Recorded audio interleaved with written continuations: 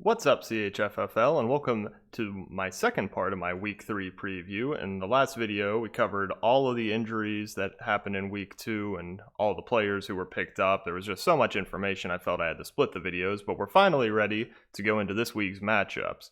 Starting in the Football Flicks Conference, we have the Icebox's Little Giants versus Show Me the Money.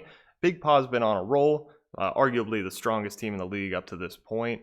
He doesn't have Nyheim Hines in the starting lineup, though. Maybe after he spent all that waiver wire money on him and he didn't pan out first week, lost a little confidence.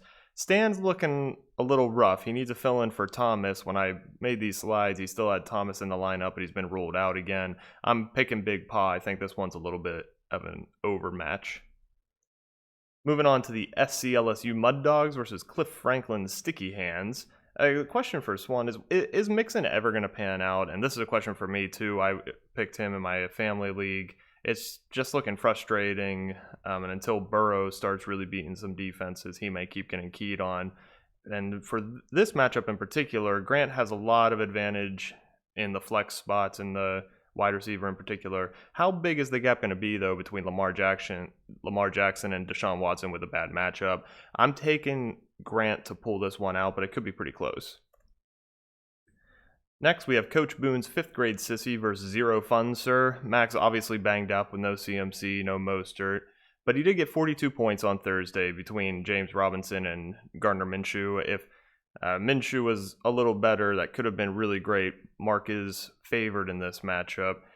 Mark didn't start Gaskin and get those 17 points after he spent $52 on him, which was just kind of funny to me. He has plenty of running backs that he doesn't need to. And looking at the roster, Mark just has more guys that could put up big scores. Max has some plays that I think could pan out. But honestly, I think Mark's going to take this one pretty handily despite the good Thursday game from Betts and Max.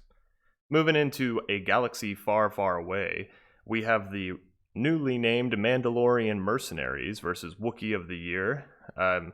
For Banis, we're asking, does Fournette really have this job? You know, he drafted both Leonard Fournette and Ronald Jones, and how's that going to pan out? He's starting Fournette this week. We'll see. Hopefully for him, he actually is the bell cow there. Chris Godwin is back for the Wookiees, which gives JD a big wide receiver advantage. He cleared the concussion protocol. And this is an interesting matchup to me because you have these two one-on-one teams. Galaxy Far, Far Away is looking to be really toughly contested, especially after West lost Saquon and has kind of become human who all these playoff teams are going to be. I'm taking JD to keep rolling after his Team of the Week performance last week. Next, we have my Coruscant Younglings versus the Tuscan City Raiders. Of course, everybody saw that Marty called Derek and I out, specifically me, blaming me for taking Ezekiel Elliott 3rd overall, which was where almost everybody took him in every single league. But Marty wanted him to drop to 4, so he's made this a little personal. We'll see what happens. I got 11 points from Devontae Parker on Thursday. A big question for Derek and I going into this is, what is Julio Jones' status going to be? And who is going to step up from Marty? I mean, Dalvin Cook obviously can put up a huge score any week, but outside of that, he's either going to need us to get some really bad luck or for someone to go off on his team. I think I'm going to take this. It's always tough picking such a personal game like this, but Marty, I'm coming for you now. May have overlooked you if you didn't call me out in the chat, but now I'm coming for you. Finally, my game of the week is Kareemed by the Sith versus Kittle Run in under 12 parsecs. We see Wes in his first week with no Saquon, and he's just so devastated that he has to plug Todd Gurley into his starting lineup. But his team does look more human now. It's not so off the charts with those 2 top 5 running backs.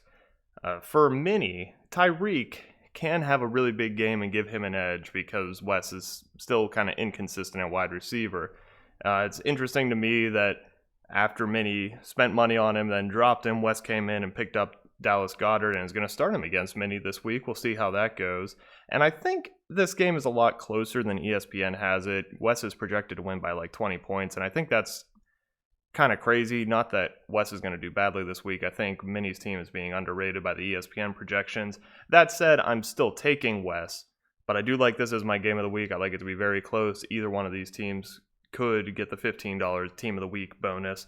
So thanks for watching. I hope both videos were good, kept them both around 5 minutes, and we'll see you next week, hopefully with not nearly as many injuries.